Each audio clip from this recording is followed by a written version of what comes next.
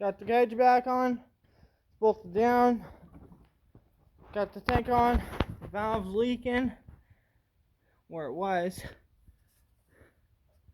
That's leaking a little.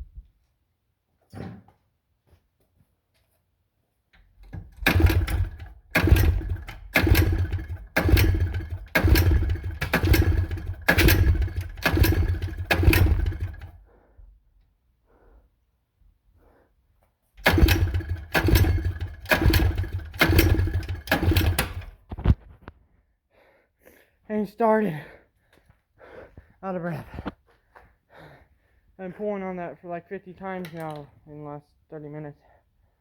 I think I need a new plug. I got new plugs for this, but I can't find them. But cage back on, it's ready to go almost.